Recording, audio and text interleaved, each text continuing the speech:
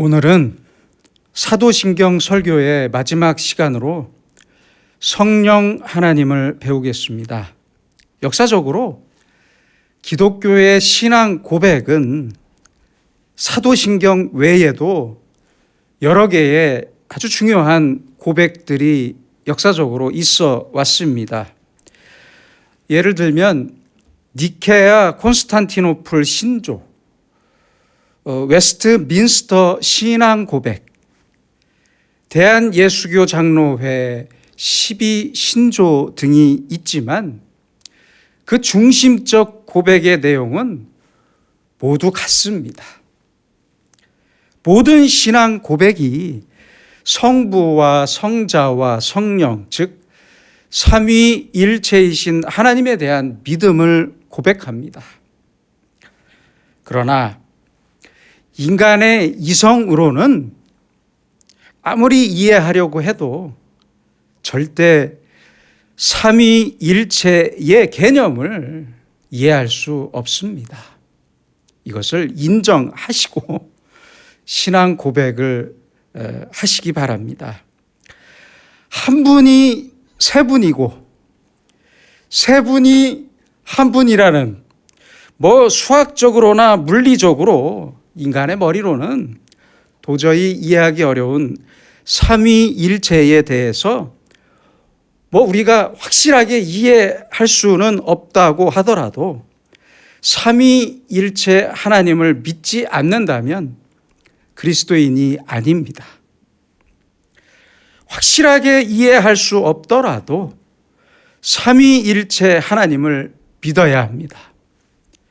그런데 삼위가 하나고 하나가 삼위라는 것을 너무 복잡하게 생각하실 필요가 없습니다. 간단합니다. 예수님을 하나님으로 고백하고 성령님도 하나님으로 믿는 것이 삼위일체 교리의 핵심이기 때문입니다. 그래서 19세기 영국의 교육자였으며 역사가였던 토마스 아놀드는 이런 말을 했습니다. 성령 하나님을 모르는 사람은 결코 하나님을 알 수 없다. 그렇습니다. 우리는 모두 성령을 보혜사이신 하나님, 즉 항상 우리 곁에서 우리를 도우시는 하나님으로 확실히 믿고 고백해야 합니다. 이렇게 성령님을 하나님으로 믿는 사람이 그리스도인이고 이것이 바로 사도신경이 말하는 고백입니다. 신앙 고백입니다. 성령님을 하나님으로 믿는 그리스도인은 신앙적인 측면에서 두 가지의 함정에 빠지기가 너무 쉽습니다. 그것은 바로 이성주의와 신비주의입니다. 우리는 늘 이 두 가지의 생각에 치우치지 말아야 하고요. 그래야만 건강한 신앙을 유지할 수 있습니다. 먼저는 이성주의입니다. 모든 사람에게 주어진 이성, 이 이성은 인간에게 있어 아주 중요한 기능입니다. 이성 없는 사람은 자기를 제어할 수 없고 사람답게 살아갈 수도 없습니다. 또한 이성에는 두 가지의 대표적인 기능이 있는데 바로 추리적 기능과 비판적 기능입니다. 인간은 앞의 일을 생각하면서 기뻐하기도 하고 절망하기도 합니다. 아직 그 일이 일어나지는 않았어요. 그러나 기뻐하기도 하고 슬퍼하기도 해요. 이것이 바로 인간 이성의 추리적 기능입니다. 비판적 기능은 판단과 비평을 말합니다. 이러한 이성은 동물이 아닌 사람에게만 주어진 기능이며 그리스도인인 우리는 그리스도인이 아닌 사람들보다 이성을 더 잘 제어할 수 있어야 합니다. 다시 말하면 내 이성의 한계를 분명히 알고 그 한계성을 정할 줄 알아야 합니다. 내가 정할 줄 알아야 해요. 생각해 보세요. 내가 이성으로 판단할 때 이해가 되면 하나님을 믿고 그렇지 않으면 하나님을 믿지 않겠다는 것은 참으로 불행한 일이고 너무 잘못된 것입니다. 이성주의에 빠지면 내 눈으로 보고 내 귀로 듣고 내 손으로 만져야만 믿겠다고 합니다. 큰 함정에 빠지기 쉽습니다. 빠지게 됩니다. 그 누구의 말도 들리지 않습니다. 안 믿는 건 자유지만 자기의 이성적인 판단만 믿고 있는 것을 없다고 할 수는 없습니다. 생각해 보세요. 마치 눈먼 사람이, 앞이 안 보이는 사람이 코끼리 다리만 만지고 코끼리는 길쭉한 것이라고 믿는다면 얼마나 안타까운 일입니까? 그것과 같습니다. 내가 경험하지 못했다고 해서 그 존재를 부정하거나 내가 경험했다고 해서 그 존재를 내 경험에만 비추어 단정해 버린다면 그 사람의 이성적 기능은 너무 어리석고 불행한 판단 기준이 될 뿐입니다. 이런 사람은 성경을 읽을 때도 자기의 이성적인 판단만 옳다고 해요. 믿음이 없습니다. 먼저 믿고 이성적으로 판단하면 쉽게 이해할 수 있는 내용도 아무런 믿음 없이 자기의 이성만 발동시키면 의심만 들고 성경을 바르게 이해할 수가 없습니다. 물론 우리의 이성은 성경을 이해할 때 큰 역할을 분명히 하지만 그 기능의 제한성을 인정할 줄 알아야 합니다. 그래서 철학자 파스칼은 이성을 십자가에 못 박는 것이 신앙이다라고 말했습니다. 그러므로 이성주의에 빠지면 인본주의가 되고 하나님이 아닌 내가 중심이 되기 때문에 우리는 신앙생활을 하면서 이성주의, 이성만능주의에 빠지지 말아야 합니다. 둘째는 신비주의입니다. 신비주의는 이성주의와는 반대로 내 이성을 마비시키고 신비적인 체험만 중요시합니다. 내가 병 고침을 받거나 무슨 환상을 보거나 하나님께 계시를 받아야만 믿겠다는 거예요. 안타깝습니다. 혹은 부흥회에 가서, 그렇죠? 다른 사람이 병 낫는 것을 보거나 옆에 사람이 막 몸을 부들부들 떨거나 이상한 소리를 내거나 아주 몇 명이 쓰러져야 믿습니다. 그렇죠? 멀쩡한 이빨을 금이빨로 변하게 한다고 하는 부흥사들도 있어요. 이런 것을 믿으면 이단 목사에게 쉽게 넘어갑니다. 피터 와그너 박사 들어보셨을지 모르겠는데 이분이 주장한 신사도 운동이 있습니다. 이 신사도 운동은 직통 계시를 중요시하고 금이빨이나 생이빨이 하얀 이빨이 금이빨로 변한다거나 동물의 소리나 미래의 예언 같은 신비적인 체험을 강조합니다. 또는 성경을 거부하고 성령님의 신비적인 은사만 강조하는 존 윈버의 비냐드 운동에 빠집니다. 피터 와그너 박사는 미국 캘리포니아에 있는 유명한 풀러 신학교 교수였습니다. 그의 신학이 처음부터 잘못된 것은 아니었지만 앞서 말씀드린 존 윈버의 비냐드 운동에 빠지면서 신학의 노선이 완전히 변해버렸습니다. 개인적인 말씀이라 죄송하지만 제가 알던 목사님 중에 여러 분도, 여러 명의 목사님도 이 비냐드 운동에 빠지면서 아주 사람이 몹쓰게 돼버리더라고요.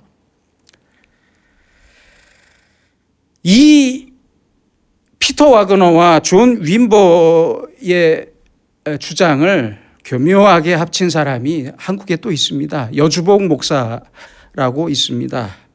그 포도나무 교회와 새물결 선교회를 이끄는 사람인데요. 이단입니다. 잊지 마세요. 이 사람의 설교나 예배를 보면 아주 가관입니다. 여러분, 하나님은, 성령님은 무당이 섬기는 신이 아닙니다. 착각하지 마세요. 왜 그렇게 신비적인 체험에 몰두하는 것입니까? 하나님의 말씀과 계시는 이미 성경 속에 모두 적혀 있습니다. 그것으로 충분합니다. 결국 신비주의도요, 내가 주인이 되고자 하는 극단적인 인본주의일 뿐입니다. 내가 얻은 그 별것 아닌 신비한 체험만을 중요시하고 믿으면 무식한 사기꾼 목사들에게 쉽게 빠지고 동화되고 성경의 말씀은 완전히 무시해버리고 내가 주인이 되는 인본주의에 빠지고 맙니다. 그러므로 이성주의와 신비주의는 둘 다 인본주의의 또 다른 이름일 뿐입니다. 그렇다면 우리의 신앙은 어디에 서 있어야 합니까? 그것은 바로 신본주의입니다. 하나님만을 내 신앙의 중심에 모시고 믿어야 합니다. 저 자리에는 그 어떤 목사가 대신할 수 없습니다. 하나님이 먼저입니다.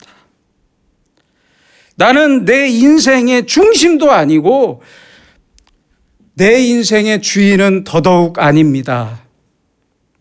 마틴 루터는 이것을 아주 분명히 말했습니다. Let God be God. 하나님으로 하나님 되게 하라. 얼마나 중요한 말씀인지 모릅니다.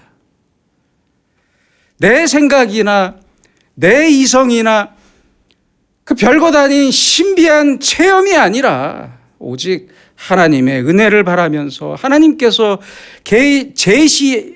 제시하시는 길로 하나님께 나아가는 것, 성경을 통해 하나님께 나아가는 것, 이것이 바로 신본주의입니다.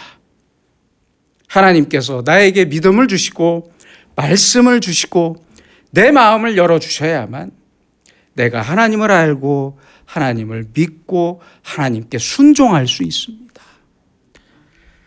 반드시 이 사실을 인정해야 합니다.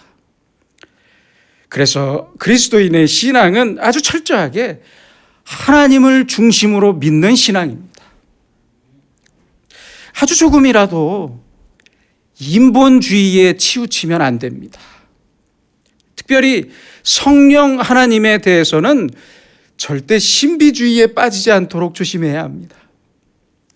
그러기 위해서는 모든 것을 하나님 중심으로 이해하고 예수님 중심으로 이해해야 합니다.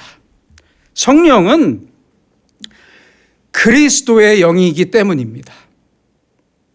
예수 그리스도가 없다면 제 아무리 저 미래를 맞추고 이빨이 금이빨이 되고 죽은 사람이 살아 돌아와도 우리와는, 그리스도인과는 아무 상관이 없습니다. 또한 성경이 기록된 그때 그 당시의 사회와 그때 그 당시의 문화적인 배경 속에서 성령을 이해해야 합니다. 그런데요, 참 답답한 것은 지금의 사람들은 성경이 말씀하는 사도들의 상황을 완전히 무시하고 자신이 속한 지금의 사회나 지금의 문화적 배경이나 특수한 상황에서만 성령님을 이해하려고 합니다. 그래서 안 되는 거예요.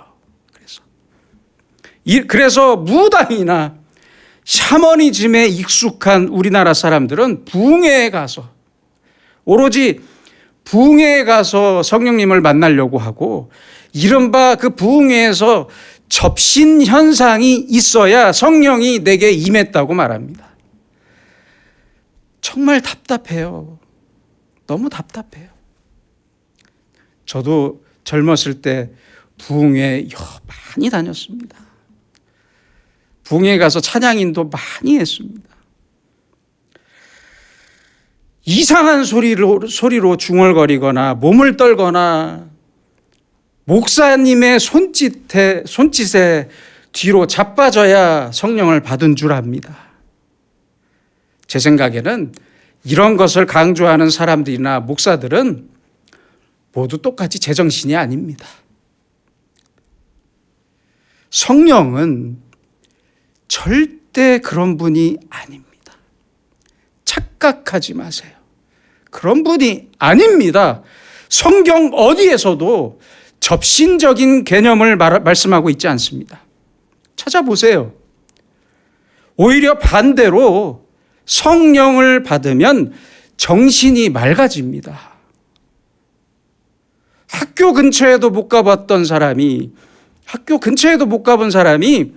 하나님의 말씀을 깊이 이해하게 되고, 그렇죠? 교만했던 사람이 겸손하게 되고, 욕심 많고 인색했던 사람이 베풀고 사랑하고 섬기는 기쁨을 알게 되고, 내성적인 사람이 기회가 되는 대로 전도하더라고요. 그렇잖아요. 그게 성령 받은 사람입니다. 이렇게 우리의 전 인격적 성품이 그리스도의 성품으로 변화됩니다. 이것이 바로 성령의 역사입니다. 성령은 그리스도의 영이기 때문입니다.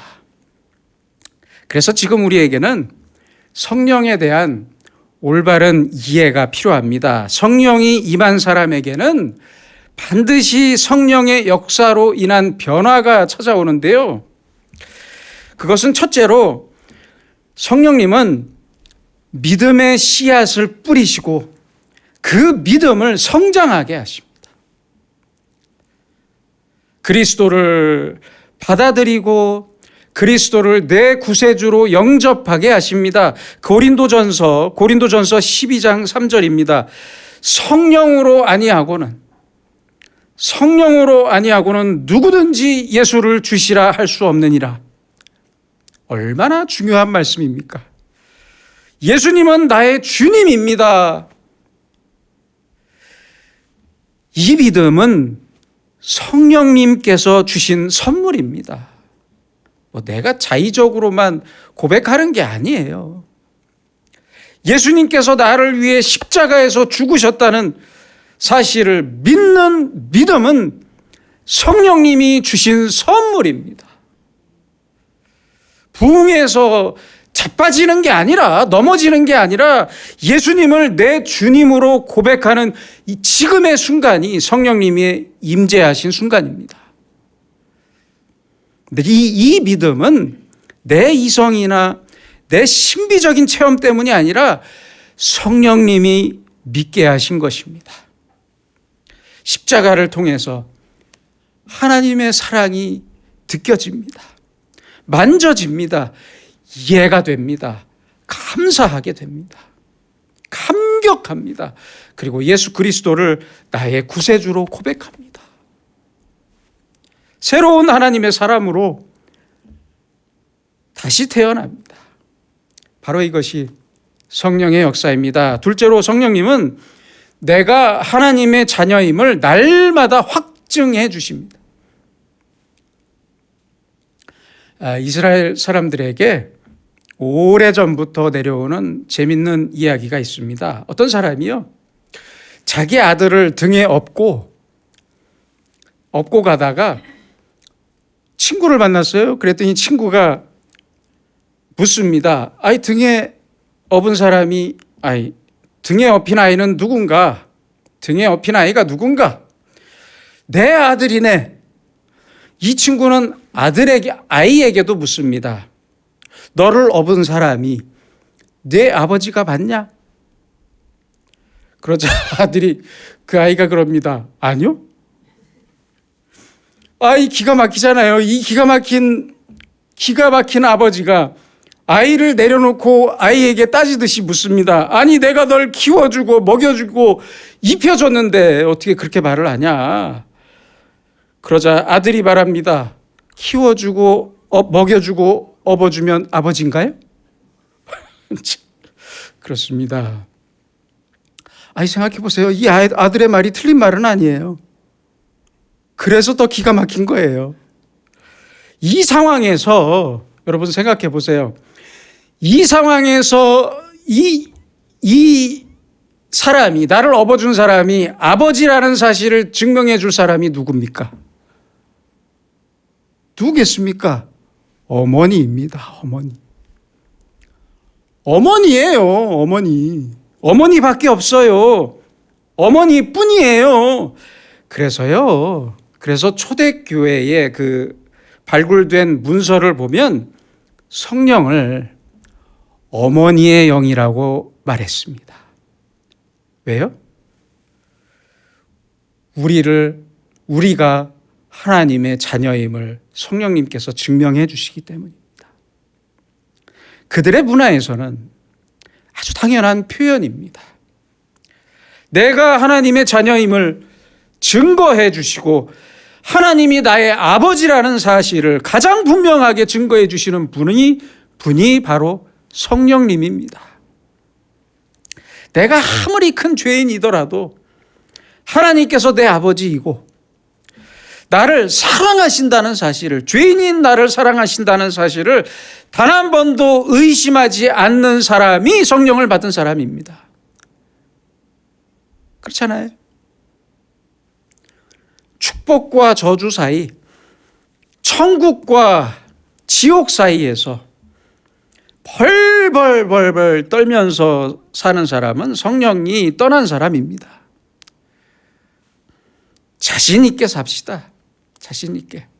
내가 하나님의 자녀임을 확실하게 믿고 의심하지 말고 날마다 하나님의 사랑과 은혜를 받으며 살고 있다는 사실을 확실히 믿고 삽시다.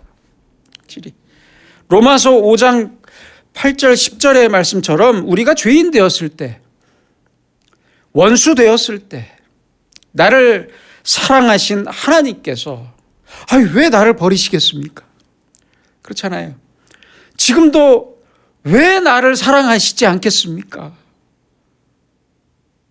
이 확실한 사랑을 믿고 자신 있게 사는 사람이 성령 받은 사람입니다. 셋째로 성령님은 이웃과도 사랑의 관계로 살게 하십니다. 다른 사람들 속에 있는 하나님의 형상을 볼 수 있게 하고 그들도 나처럼 하나님의 자녀임을 알게 하십니다. 나와 이웃과 우리가 모두 하나님 안에 있음을 알게 하십니다.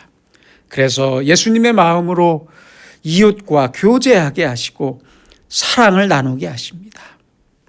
넷째로 성령님은 우리에게 새로운 세계관과 역사관을 가르쳐 주십니다.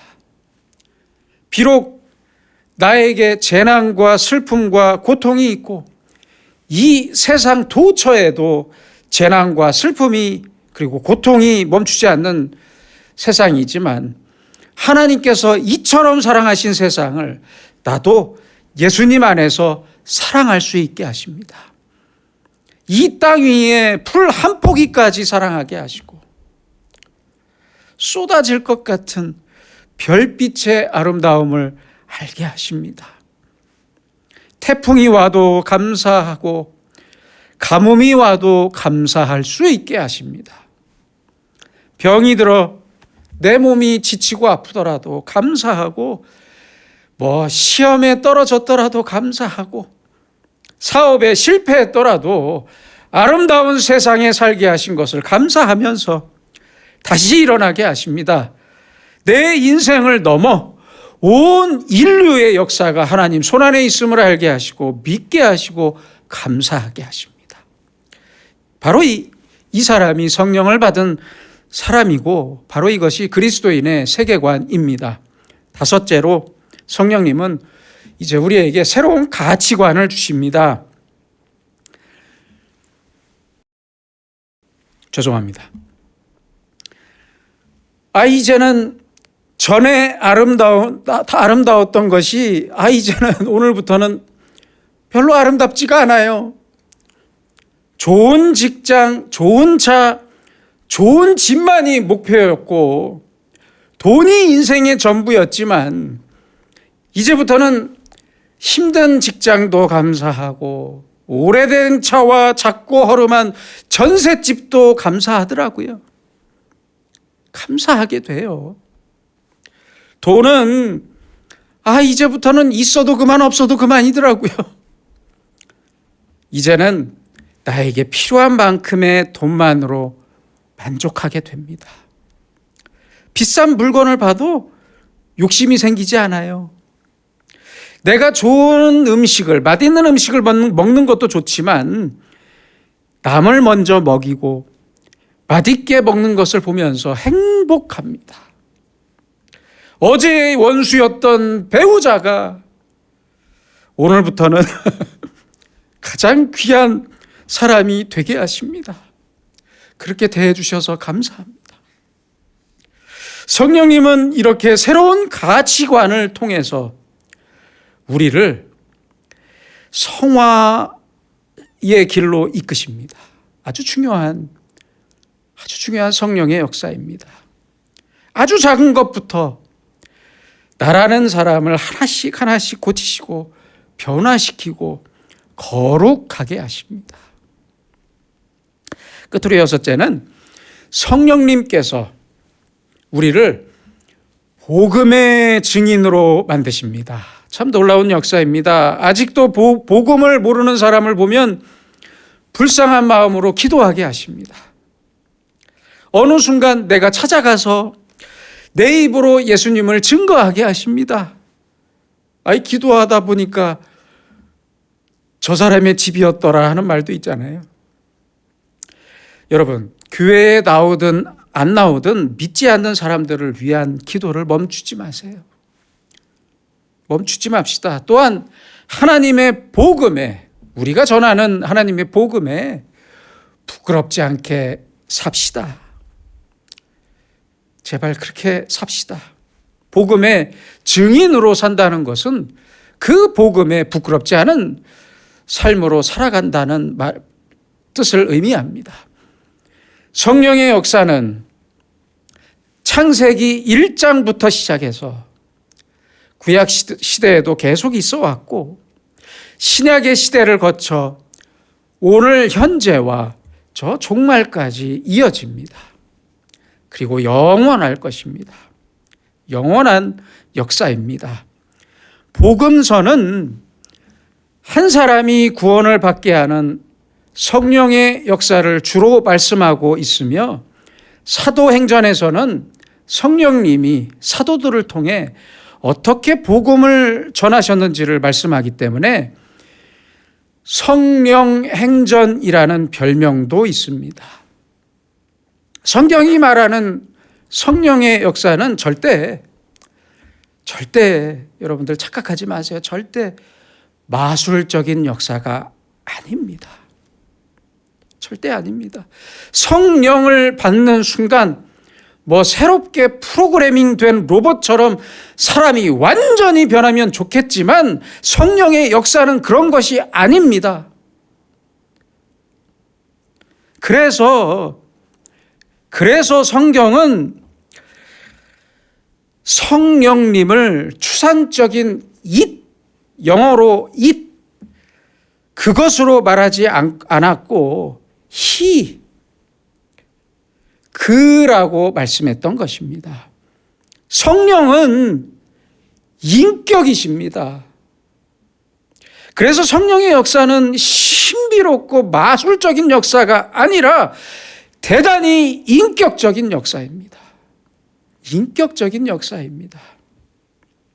요한복음 14장 16절에 보시면 예수님께서는 내가 아버지께 구하겠으니 그가 또 다른 보혜사를 너희에게 주사 영원토록 너희와 함께 있게 하리라, 이렇게 말씀하셨습니다. 보혜사라는 말은 위로자, 변호자, 해석자로서의 성령을 말씀하는 것입니다. 헬라어로는 파라클레토스이고, 이 파라는 곁으로라는 뜻이고요, 클레토스는 부른다는 뜻으로 다른 사람에게 도움을 베풀도록 곁에 부름을 받은 자라는 뜻입니다. 다시 말하면 내 옆에서, 항상 내 옆에서, 항상 내 곁에 계신 성령님께서 내 곁에서 항상 나를 위로하시고, 어머니와 같은 손길로 항상 나를 위로하시고 변호하시고 모든 일을 해석해 주신다는 뜻입니다. 또한 또 다른 보혜사라는 표현은 예수님 자신도 보혜사였으며 또 다른 보혜사, 즉 성령으로 다시 오시겠다 하는 말씀입니다. 이 성령의 역사에 우리가 순종할 때 성령님께서는 내 안에서 인격적으로 역사하시고 인격적으로 나를 지배하십니다. 아주 대단히 놀라운 역사입니다. 아버지에게, 그렇잖아요. 우리가 어렸을 때 아버지에게 회초리를 맞아요. 그러면 방에서 울고 있는 자식을 위로하면서 때린 아버지의 마음은 더 아프다, 이렇게 가르쳐 주시고, 사랑하기 때문에 매를 들었음을 잘 설명해 주시고, 맞아서 상처난 다리에 약을 발라주면서 위로하시는 어머니처럼 성령님은 보혜사로서 우리를 위로하시고 우리를 변호하시고 가르쳐 주십니다. 이러한 성령의 역사로 우리는 예수님의 마음과 그 성품을 닮아가고 예수님께서 행하신 일을 우리도 행할 수 있으며 예수님과 동행하고 예수님을 하나님으로 믿고 사랑하게 되는 것입니다. 교회는 말씀과 함께 반드시 성령의 임재가 있어야 교회입니다. 교회는 성령님을 떠나서는 교회는 그 이유 존재가 없습니다. 예수님께서 약속하신 대로 성령님은 말씀과 함께 항상 우리와 함께 하십니다. 우리는 바로 이러한 삼위일체이신 아버지 하나님, 아들이신 성자 하나님, 그리고 성령 하나님을 확실히 믿고 날마다 나의 하나님, 나를 가장 사랑하시는 하나님으로 고백해야 할 것입니다. 기도하겠습니다. 거룩하신 아버지 하나님, 새해를 맞아 한 달 동안 삼위일체이신 하나님을 알게 하시니 감사합니다.